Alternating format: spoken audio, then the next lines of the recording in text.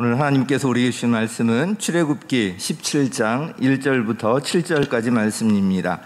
출애굽기 17장 1절부터 7절까지 우리 한 절씩 교독하도록 하겠습니다.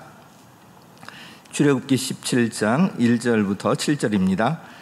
이스라엘 자손의 온 회중은 신 광야를 떠나서 주님의 명령대로 진을 옮겨가면서 이동하였다.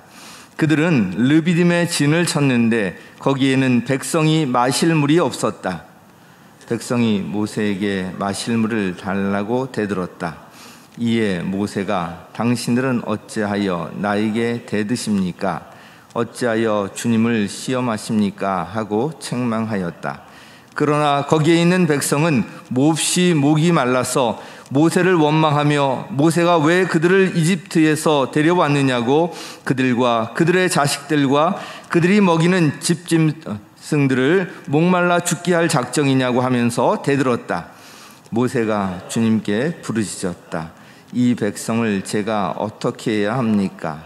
그들은 지금이라도 곧 저를 돌로 쳐서 죽이려고 합니다. 주님께서 모세에게 말씀하셨다. 너는 이스라엘 장로들을 데리고 이 백성보다 앞서서 가거라. 그리고 나일강을 친 그 지팡이를 손에 들고 가거라.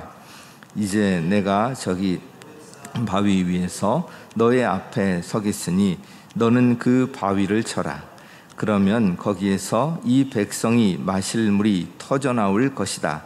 모세가 이스라엘 장로들이 보는 앞에서 하나님이 시키신 대로 하였다. 같이 읽겠습니다. 이스라엘 자손이 거기에서 주님께 대들었다고 해서 사람들은 그곳의 이름을 무리바라고도 하고 또 거기에서 주님께서 우리 가운데 계시는가 안 계시는가 하면서 주님을 시험하였다고 해서 그곳의 이름을 마사라고도 한다. 아멘. 오늘도 출애굽기 말씀을 전하도록 하겠습니다. 오늘 제목은 너는 그 바위를 쳐라. 지난번에 16장까지 말씀을 드렸는데 오늘 17장 말씀을 통해서 하나님께서 주시는 메시지를 살펴보려고 합니다. 이스라엘 백성들은 큰 기대를 갖고 하나님의 인도하심을 따라서 이집트에서 나와서 홍해가 갈라지는 기적을 경험합니다. 그러나 그들을 기다리고 있는 것은 광야였습니다. 이스라엘 백성들은 그들의 첫 번째 목적지인 시내산까지 이 광야 길을 지나야 했습니다. 광야에서는 물이 생명과 같은 것이었습니다. 이미 마라의 쓴물이 단물로 변하는 기적을 경험했고요. 또 물과 나무 그늘이 풍부한 엘림을 지나왔지만 시내산 근처에 이르렀을 때 그들은 또다시 마실 물이 없었습니다. 엘림과 시내산 사이에 있는 신광야에 이르렀을 때에는 이스라엘 백성들 먹을 것이 떨어졌었지만 하나님께서 그들을 만나와 메추라기로 먹이셨고요. 그 후에 가나안 땅에 들어갈 때까지 날마다 그들을 하늘 양식으로 먹여주셨습니다. 그런데 이번에는 다시 물이 문제였습니다. 시내산 가까이 이르렀을 때 그들에게는 마실 물이 없었던 것입니다. 물이 풍부한 엘림을 지나왔지만 그들은 다시 마실 물이 없어서 큰 어려움에 처하게 됩니다. 이처럼 광야를 지나는 동안 이스라엘 백성들은 여러 가지 문제 상황에 직면합니다. 하나의 문제가 해결되었다 싶으면 또 다른 문제가 일어났던 것입니다. 이스라엘 백성들의 이 광야 길은 마치 우리 인생의 축소판 같다는 생각이 듭니다. 이 세상은 불완전하기 때문에 우리가 인생을 살아가는 동안 문제가 닥치기 마련입니다. 우리 앞에 닥친 어떤 문제를 이제 해결했는가 싶으면 또 다른 문제가 우리 앞을 가로막곤 합니다. 우리가 이 땅에서 살아가는 동안 크고 작은 문제들이 끊임없이 일어나는 것이 우리의 인생입니다. 이런 면에서 이스라엘 백성들의 이 광야 여정을 기록하고 있는 말씀들은 우리에게 큰 교훈이 됩니다. 특별히 코로나19로 인해서 여러 가지 문제 상황에 직면하고요. 이 상황이 언제 끝날지 알 수 없는 어려움 속에서 이스라엘 백성들의 출애굽과 그 이후의 여정은 우리의 신앙 인생에 아주 중요한 지침서가 되는 것입니다. 오늘 말씀을 통해서 하나님께서 주시는 메시지가 무엇일까요? 본문에 나오는 3개의 짧은 문장을 소제목으로 삼아서 그 안에 담긴 하나님의 뜻을 살펴보려고 합니다. 그 첫 번째는요, 거기에는 백성이 마실 물이 없었다는 것입니다. 같이 읽겠습니다. 시작. 거기에는 백성이 마실 물이 없었다. 이 짧은 한 문장이지만 여기 아주 깊은 그런 의미가 담겨 있습니다. 가장 필요한 것이 지금 당장 없다는 것입니다. 1절 말씀에 바로 나오는데요, 이스라엘 자손의 온 회중은 신광야를 떠나서 주님의 명령대로 진을 옮겨가면서 이동하였다. 그들은 르비딤에 진을 쳤는데 거기에는 백성이 마실 물이 없었다. 이스라엘 백성들은 문제 상황에 직면하게 됩니다. 이것은 보통 문제가 아니었습니다. 광야에서 마실 물이 없다는 것은 생존과 직결되는 일이었습니다. 1절 말씀을 보면 그들은 주님의 명령대로 진을 옮겨가면서 이동하고 있었습니다. 주님의 명령을 따르지 않은 것도 아니고 그 명령대로 진을 옮겨가면서 이동하는 중이었습니다. 그런데 그들이 르비딤이란 곳에 이르렀을 때 여기에 진을 쳤는데 거기에 마실 물이 없었던 것입니다. 르비딤의 정확한 장소는 아직 확인되지 않았지만 신광야에서 시내산까지 가는 길 그 어디에 있고요, 시내산 근처에 위치하고 있다는 것만은 분명합니다. 르비딤이란 이름의 뜻에 주목할 필요가 있습니다. 르비딤은 돕다라는 뜻을 가진 히브리어 동사 라파드에서 파생된 말입니다. 르비딤의 이 어원을 통해서도 알 수 있듯이 이곳에서 이스라엘 백성들은 2번에 걸쳐서 결정적인 하나님의 도우심을 경험합니다. 두 사건은 마실 물이 없었다는 것과요, 또 아말렉이 공격했다는 것인데 이 두 가지는 그들의 생명과 직결되는 문제였습니다. 특히 아직 전쟁 경험이 없었고 조직적으로 정비되기 전이었기 때문에 이스라엘 백성들에게 전쟁은 그 자체로 큰 위기 상황이었던 것입니다. 그런데 이 두 사건 모두에서 그들은 하나님의 도우심으로 위기를 벗어날 수 있었습니다. 자, 그러나 이 르비딤에서 마실 물이 없었을 때 이스라엘 백성들의 반응은 하나님의 도우심에 대한 기대나 그런 믿음이 아니라 모세에 대한 원망이었습니다.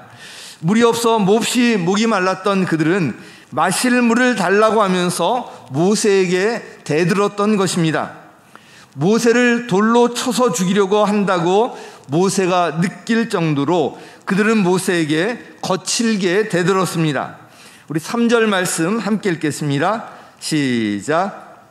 그러나 거기에 있는 백성은 목이 말라서 모세를 원망하며 모세가 왜 그들을 이집트에서 데려왔느냐고 그들과 그들의 자식들과 그들이 먹이는 집짐승들을 목말라 죽게 할 작정이냐고 하면서 대들었다. 모세를 원망하면서 대들었다는 내용이 나오는데요, 하나님의 도우심 가운데 여기까지 이르렀지만 마실 물이 없다는 당장의 이런 위기 앞에서 그들은 하나님을 의지하지 아니하고 인간의 본색, 그 본성을 드러내고 있습니다. 하나님께서는 바위에서 물이 터져나오게 하셔서 그들을 마시게 할 그 동물 예비하고 계셨지만 그들은 당장의 어려운 현실 앞에서 그것을 깨닫지 못하고 있었던 것입니다.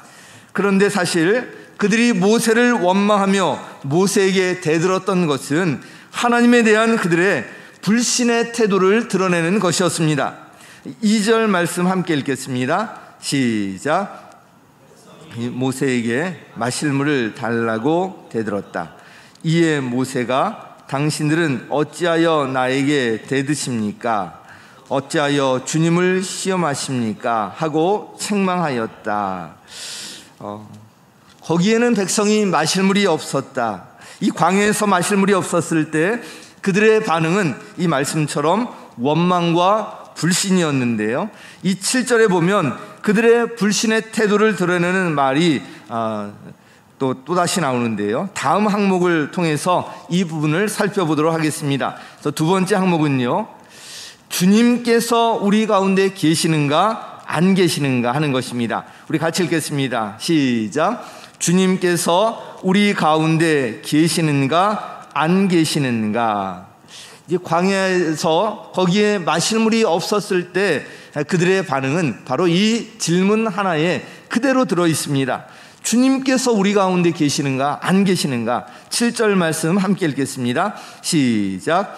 이스라엘 자손이 거기에서 주님께 대들었다고 해서 사람들은 그곳의 이름을 무리바라고도 하고, 또 거기에서 주님께서 우리 가운데 계시는가 안 계시는가 하면서 주님을 시험하였다고 해서 그곳의 이름을 마사라고도 한다. 자, 무리바, 마사, 결코 좋은 이름이 아니죠. 무리바, 다툼이라는 뜻을 갖고 있는데요. 이스라엘 백성들이 모세를 원망하여서 모세에게 대들었던 것을 바로 주님께 대들었다고 말씀하고 있습니다. 또한 이 마사라는 말은 시험함이라는 뜻을 갖고 있는데요. 주님을 시험했다는 것은 주님을 의심했다는 것 말입니다. 인간이 주님께 대들고 주님을 시험했다는 이것은 주님 앞에서 아주 큰 죄인 것입니다. 무리바, 마사, 이것은요, 눈앞에 보이는 것에 따라서 신앙이 좌우되는 인간의 어리석음을 그대로 드러내는 말입니다. 이 사건에 대해서 시편 95편에서도 언급하고 있는데, 하나님께서 이 일을 두고 얼마나 안타까워하셨는지 그 하나님의 마음이 잘 나타나 있습니다. 시편 95편 9절 우리 함께 읽겠습니다. 시작. 조상들은 그때 내가 한 일을 보고서도 나를 시험하고 또 시험하였다. 자, 과거를 회상하면서 그 당시에 바로 하나님께서 이렇게 하셨음에도 불구하고 하나님을 시험하고 또 시험했다. 하나님을 신뢰하지 않았다는 것입니다. 내가 한 일을 보고서도 이스라엘 백성들은 홍해를 가르고 마치 바다 한가운데를 마른 땅 건너듯이 건넜고요. 뒤쫓아오던 이집트 군대는 바로 그 바닷물에 다 빠져 죽었습니다. 마라에서 쓴물을 달게 만드셔서 그들의 목마름의 문제를 해결해 주셨습니다. 날마다 하늘 양식을 충분히 내려주셔서 그들의 이 배고픔의 문제를 해결해 주셨습니다. 구름 기둥과 불 기둥으로 그들의 길을 환히 밝히고 인도해 주셨습니다. 이렇게 하나님께서 하신 수많은 기적의 현장을 경험했음에도 불구하고 이스라엘 백성들은 당장 마실 물이 없다고 모세를 원망하며 대들었던 것입니다. 그런데 이것은 바로 주님께 대들고 주님을 시험한 것으로 평가하고 있습니다. 나를 시험하고 또 시험하였다. 이 말에 하나님의 심정이 어떤 것이었는지 잘 드러나 있습니다. 하나님께서는 이런 이스라엘 백성들을 향해서 이렇게 말씀하셨습니다. 시편 95편 10절 우리 함께 읽겠습니다. 시작. 40년을 지나면서 나는 그 세대를 보고 실증이 나서 그들은 마음이 빗나간 백성이요 나의 길을 깨닫지 못하는 자들이구나 하였고. 자, 40년을 지나면서 그들이 마음이 빗나간 백성이다, 나의 길을 깨닫지 못하는 자들이다, 이렇게 하나님께서 말씀하고 계십니다. 이스라엘 백성들의 이런 불신앙의 모습이 광야를 지나는 40년 동안 계속 반복되었다는 것을 알 수가 있습니다. 결국은 출애굽 1세대 대부분은 가나안 땅에 들어가지 못하게 됩니다. 마음이 빗나간 백성, 나의 길을 깨닫지 못하는 자들, 이 말씀에도 바로 하나님의 안타까워하시는 마음이 잘 드러나 있는데요. 이에 비추어서 우리 자신의 신앙도 점검해 보았으면 합니다. 이 무리바, 마사 사건을 통해서 하나님께서 우리에게 주시는 메시지는 아주 분명합니다. 시편 95편 8절에 나와 있는데 함께 읽겠습니다. 시작. 무리바에서처럼 마사 광야에 있을 때처럼 너희의 마음을 완고하게 하지 말아라. 너희의 마음을 완고하게 하지 말아라. 이것이 바로 하나님께서 주시는 분명한 메시지인 것입니다.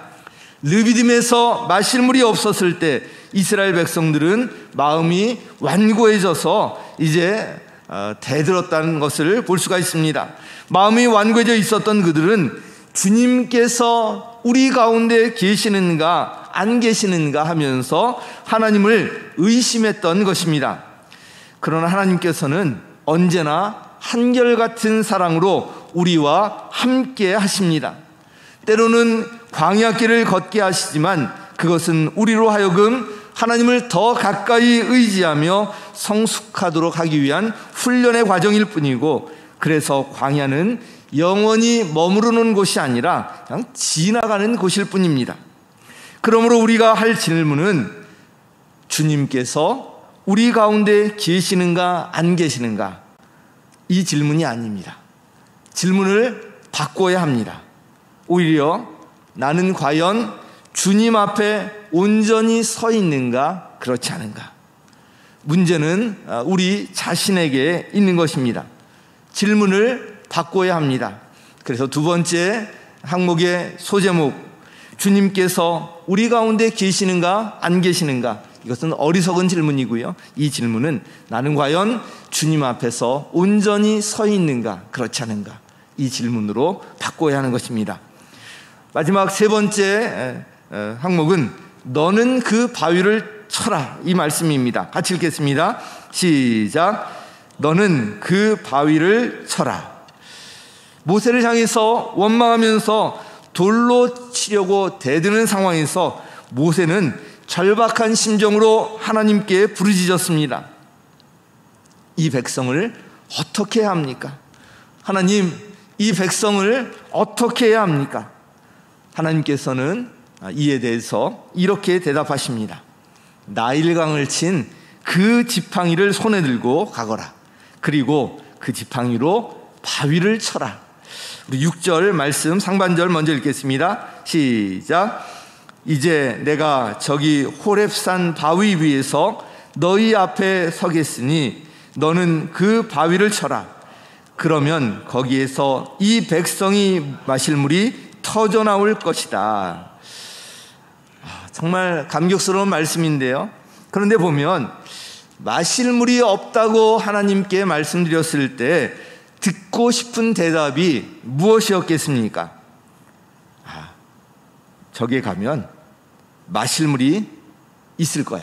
저쪽으로 가. 아니면 이곳을 조금만 파면 마실 물이 샘솟을 거야. 풍부한 샘이 바로 여기니까 여기를 한번 파봐. 뭐 이렇게 듣고 싶은 것이 상식 아니겠습니까? 그런데 하나님께서는 엉뚱하게도 바위를 치라고 말씀하십니다. 바위를 친다고 바위가 깨지는 것도 아닐 테고, 바위를 친다고 거기에서 갑자기 물이 솟아나온다는 것도 말이 안 되는 일입니다. 바위를 칠 때 거기서 마실 물이 터져나올 것이라고 하시는데, 이것은 과학적으로 설명이 안 되는 일입니다. 상식이나 경험에 비추어 보더라도 말이 안 되는 일입니다. 그런데 이 일을 하나님께서는 이스라엘 장로들이 보는 앞에서 모세로 하여금 그렇게 하라고 말씀하고 있는 것입니다. 여러분 같으면 어떻게 하시겠습니까? 사람들이 보기에 바보짓 같지 않겠습니까? 정말 하나님께서 이렇게 시키신 것 맞나? 이렇게 생각할지도 모르겠습니다. 그런데 모세는 하나님께서 말씀하신 그대로 합니다. 6절 하반절 같이 읽겠습니다. 시작. 모세가 이스라엘 장로들이 보는 앞에서 하나님이 시키신 대로 하였다. 어떻게 해요? 하나님이 시키신 대로 하였다. 하나님이 시키신 대로, 하나님께서 말씀하신 대로 했다는 것인데요. 바로 이것이 믿음인 것입니다. 자, 그렇게 하기 위해서는 내 어떤 지식이나 내 상식, 내 경험, 이런 모든 것들을 하나님 앞에 다 내려놓아야 합니다. 하나님은 전지전능하신 분이십니다. 상식이나 과학, 경험을 초월하시는 분이십니다. 혹시 하나님을 내 상식이나 경험, 또 내가 처한 환경, 또 과학의 틀로 제한하고 있지는 않으신지요? 하나님이 시키신 대로 바위를 치자 놀랍게도 그 바위에서 마실 물이 터져 나왔습니다. 수많은 이스라엘 백성들이 충분히 마실 수 있는 물이었습니다. 하나님은 이스라엘 백성들을 결코 홀로 광야에 버려두지 않으셨습니다. 끊임없이 그들을 먹이시고 마시게 하셨습니다. 광야 40년 동안 한결같은 사랑으로 하나님의 백성들을 끝까지 인도해 주셨던 것입니다. 무리바 마사는 하나님을 원망하고 하나님을 불신하는 인간의 어리석은 모습을 잘 드러내는 말입니다. 그러나 하나님의 사랑은 변함이 없으십니다. 어제나 오늘이나 영원토록 동일하십니다. 그래서 시편 기자는 이렇게 촉구하고 있습니다. 시편 95편 6절 같이 읽겠습니다. 시작.